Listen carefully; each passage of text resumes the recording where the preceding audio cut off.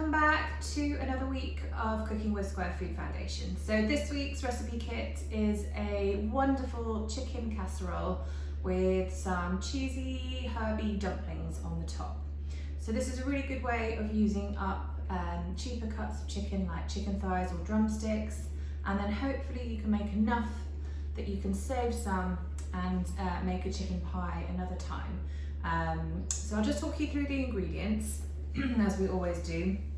So on this plate here you're going to get 6 chicken thighs. They've got the skin on and the bone in.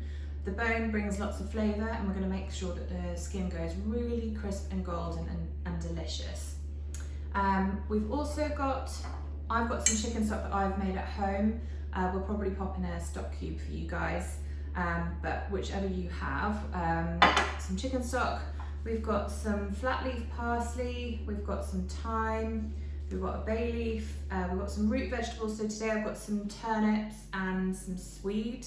We're going to use a bit of garlic, leeks, celery, carrots and onions. And then for the dumplings we've got 100 grams of self-raising flour, we've got 100 grams of some cheddar cheese, 50 grams of butter, and then again some parsley, and I'll show you how to make those later.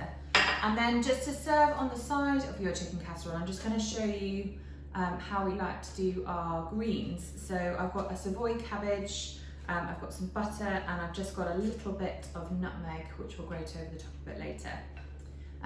So it's going to be a really delicious recipe this week that I really hope you enjoy.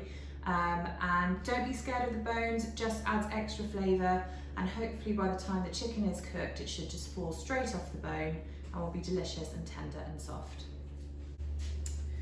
So as some of you are relatively new to our cooking programme, I just thought I'd do a little recap on some knife skills. So the first thing that we're going to do is prepare the vegetables, and then we're going to fry off and brown the chicken a bit later. So we need to peel our carrots, we need to finely slice our celery and our leeks, and also our onion as well. So the first thing I'm going to do is peel my carrots. So the best way of holding it is on the very end, and then you just want to drag the peeler away from you so you don't accidentally hurt yourself. So give that a nice peel. And then I've got quite a big knife, but if you're a little bit younger or not very confident with a knife, feel free to start with a slightly smaller one. So all I'm going to do is just take off the ends of the carrot, the top and the tails, and then I'm going to use my bridge hold, and I'm going to hold my carrot nice and firmly and press all the way down so I've got my 2 halves. And then all I'm going to do is, using my claw, is just do some nice slices of carrots. So they want to be sort of quite thick, a bit more chunky than we normally do because of the nature of the casserole. So get everything to one side, and you can do exactly the same thing with the other carrots. We're going to do exactly the same thing with our celery, so you can top and tail them. So just grab both of your bits of celery and then at an angle just cut them. Show you how to do the onion. We're going to finely slice the onion today. So the easiest way I find is just to take off both ends of your onion, and then using that bridge grip again, hold it over the onion and just press down nice and firmly so you get your 2 halves. And then it's very easy just to peel the onion like that, so you can take off that outer layer. Take our claw again, and then on the onion you'll see that there's some lines sort of running vertically down it. So you just want to slice quite thinly across the onion like that. And then when you get to that stage, and it's a bit tricky, I tend to sort of put it flat again and then chop like that. So the other half, so it's quite easy knife skills with this, because nothing has to be too small. And again, that can all go together because it's being sweated off at the same time. Now with our leek, this is sort of a prepared one from the supermarket, but often they'll have a really long bit of green attached here. So you just want to lop that off because it's a bit tough, but it's again really good in the stock. So I tend to just take off the driest sort of end at the top, and then I run my knife, again holding with that bridge technique. I put the tip of the knife down and I just drag through to get my leek like this, so you can sort of see it fans open. And then just give it a quick rinse, because you'll see sometimes there's a little bit of mud in the inner leaves, so you just want to make sure that that's all clean, because otherwise your dish will get a little bit gritty. So I've just moved everything to one side, so I've got a bit more space to work with, and given this a wash. And then I'm just going to, again, so we've got our leeks, onions, celery and carrots. So with the garlic, it's quite easy to prepare. When things are sort of rocking, it's best to put them on their sort of flatter side. And then I'm going to take off the woody end of the garlic. And then all you'll be left with is these two cloves. And what I like to do is give it a good old whack, and that takes the skin off. So once the skin is off, then you can just roughly chop it. And then you want to just roughly sort of paste it like that. So that's all of our beginning vegetables prepared. So what I'm going to do is I'm going to get those sweating away, and then we'll come back to doing our root vegetables. I've got here my sort of very ancient sort of cast iron casserole dish. If you don't have one of these, a saucepan is absolutely fine. It's going to go in the oven as well, so something that is oven proof would be brilliant. But if you don't have something that can go in the oven, it can just bubble on the side on your hob for the same amount of time. So I've just put a sort of generous couple of tablespoons of olive oil into my dish, and then I'm going to add all of those vegetables that I've just prepared. Just let the pan heat up a little bit, and then in goes all of that lovely prepared vegetables, and we can put it all in at the same time. So you can hear that lovely sizzle, so I'm just going to give that a bit of a stir. We want it to sort of have a couple of minutes on quite a good heat, and then we're going to drop the heat quite low because we don't want the vegetables to burn.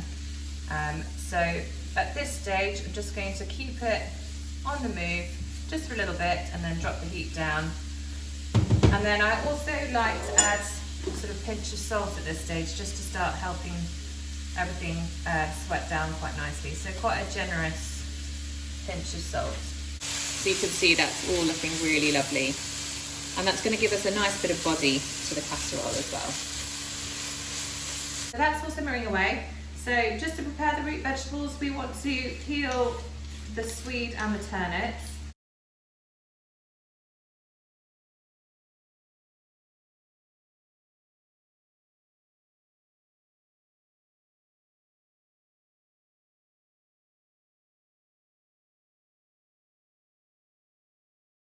Going to add in the root vegetables, and they're going to sweat away as well. So I'm going to show you how to brown off the chicken now. So the first thing that I want to do is just to get a little bit of plain flour and just dust that on the chicken on both sides, and this is going to help it become nice and sort of crispy and golden, but also help thicken the casserole a little bit later.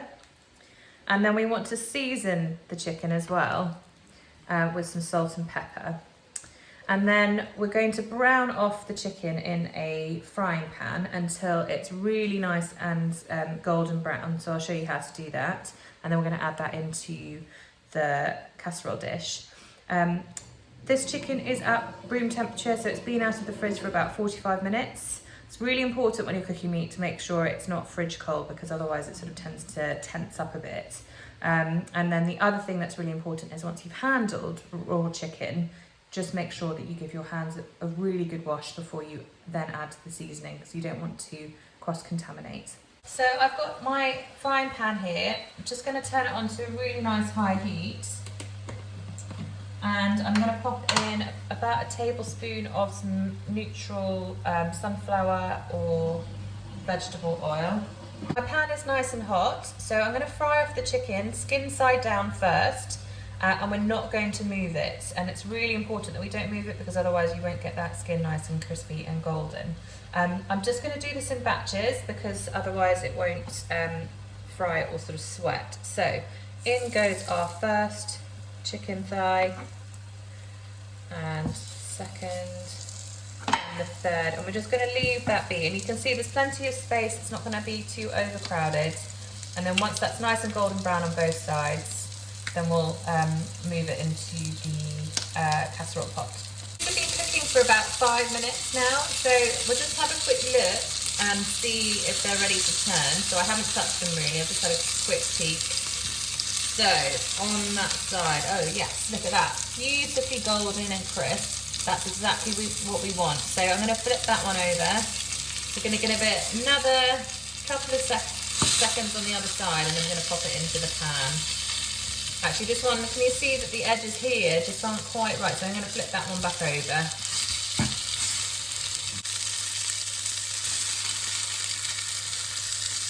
So that's looking better now. It's got a bit more colour to it. So, like I said, a couple of minutes on that other side. And then we'll put those into the other pot and then do the other 3. So I'm just going to quickly show you how to make your dumplings. So the first thing we're going to do, we've got our bowl with 100 grams of self-raising flour. If you don't have self-raising flour, you can just use 100 grams of plain flour and a good teaspoon of baking powder. And then all you're going to do is just grate in the butter straight in there. So you want it to be from the fridge. Mine's slightly too soft, but that's okay. We'll just rub that in a bit. And then we're also going to grate in the cheddar as well. So in there you can see the butter and the cheese that's been grated. Then I'm going to get a good bunch of flat leaf parsley. And you just want to take out any of the sort of bigger stalks and just be left with the leaves. So pick through that. These are actually quite tender, so it's not the end of the world if I get a few of the stalks in there, but if they're quite tough, you just want to be a bit careful with not putting them in. So those are most of the big ones out the way.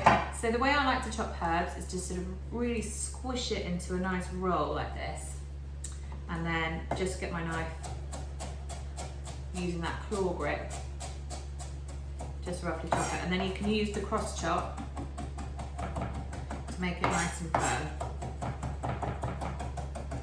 So all of those herbs are going to go in to this bowl here. So you can see there. So I just put a little bit of salt in there, and then I'm just going to put a touch of pepper, and then using a spoon we're just going to mix that all through, and then we're going to need just a splash of water just to sort of loosen it down a bit, and then create these lovely little dumplings. So I've got my water ready. Got a sort of serving spoon here, so I'm going to start off with one of those and just see how we go, whether it comes together. You don't want it to be too runny or sticky, but it obviously needs to hold together. So that's still very dry, so I'm going to put in one more.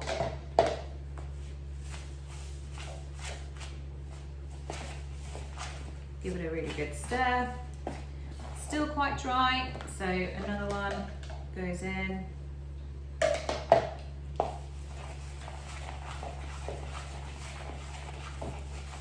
And it's starting to get softer, so we'll give it a little bit of a squish.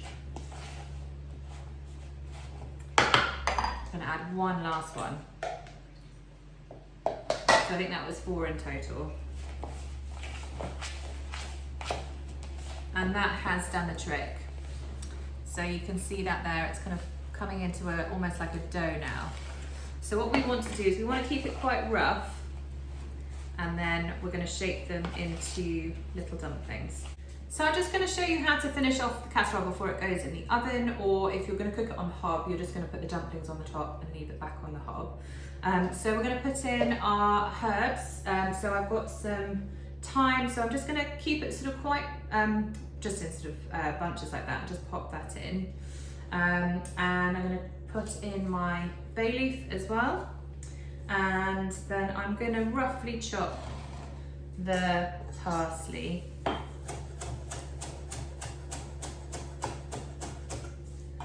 And I'm going to sprinkle that in as well. And then, just to finish off, I'm going to pour in my stock. So I've got a pint of stock here, so that's going to go all over. So you just want the liquid just to come just above the surface of the vegetables. with the chicken sort of on the top. So if you can see in there, I'll get you a close up in a minute. And then I'm just gonna take sections of my dumpling mixture. I'm gonna roll it into balls, and then I'm gonna pop that on the top. See how lovely and golden brown everything. There's a nice amount of stock in there. So I'm gonna carry on popping the dumplings on. And these are gonna puff up and go really lovely. Squishy and soft. So that's our final dish. I've got my oven that has been preheating at 170 degrees. And that's gonna go in the oven for about an hour to an hour and a half until everything is lovely and soft and the chicken just falls off the bone. So I'll show you what that looks like when it comes out. So I've just taken the casserole out of the oven, and as you can see, it is bubbling and absolutely smells so delicious. So I just want to show you, because I know a lot of people are concerned about how we know if chicken is ready. So I'm just going to grab a knife and a fork and just take out one of the chicken thighs, and inside the casserole now you can see all of the vegetables are really nice and soft, and the chicken just falls off the bone. So you know that that's going to be really delicious and tender and soft, and look how easily I can just pop out that bone there. So if you're funny or the kids are a bit funny about having it, you can just kind of take that out. And then you've got a really delicious bit of meat going on there. And then inside here, our dumplings are lovely and squishy and soft, and they've got a nice sort of crispy topping on the surface as well. So you can either serve that with some mashed potatoes, or like I said earlier, some cabbage on the sides. But I really hope you enjoy it. And please send us your videos and pictures of you doing it, because we love to see all of that lovely hard work.